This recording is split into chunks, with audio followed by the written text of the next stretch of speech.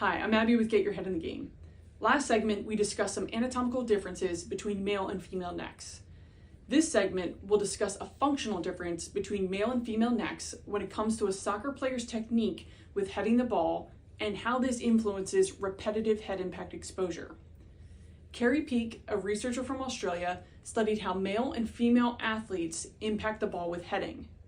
Male athletes tend to have a staggered stance, head and body lean forward into the ball, arms up in a protective position, head and neck stay stacked with the body to direct the ball as a unit, with their eyes open until impact with the ball. Female athletes tend to approach more square to the ball, wait for the ball to hit their head in a receiving manner, and mainly redirect the ball with their head as observed by their head and neck moving away from their body. Arms tend to be more tucked, and eyes are closed much earlier prior to impact. Research has shown that females are far more likely to be concussed from heading the ball than male athletes, and as I'll explain, more susceptible to repetitive head impacts due to known deficits in neck strength. With comprehensive team assessments, we look at various metrics to determine where we need to start to best prepare each athlete. One thing we look at is strength and latency in each plane of neck movement. Strength is measured in pounds of peak force. Latency is measured in seconds, how long it takes the athlete to reach that peak force. For example, for neck flexion, we get a number of pounds of peak force, and we get a number of seconds it takes to reach that peak force. When an athlete is heading the ball, this is an important metric to consider to reduce the insult of repetitive head impacts.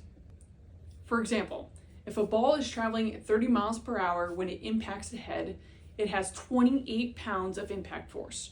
This is calculated by the weight of the ball being multiplied by the speed at impact. If that athlete has less than 28 pounds of peak force in that plane of motion of neck flexion, when they impact the ball, the head on the neck is now the weakest part of that kinetic chain when redirecting the ball. We graph this data to know where each athlete is and how to get them to the point of having enough strength in that plane of motion so that when heading the ball, the head can be used to purposefully redirect the ball at those higher speeds with absolutely no consequences of energy absorption or whiplash forces of the head on the neck. With these differences in approach to heading the ball, combined with known lower neck strength values in female athletes, there's a tremendous need for female soccer players to strengthen their neck to have adequate force when heading the ball.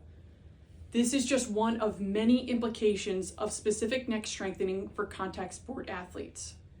And knowing that repetitive head impacts and concussions have a direct tie to non-contact ACL tears, we have to start with the source, preparing the head on the neck to be strong enough to meet the demands of the game. Thank you for your attention.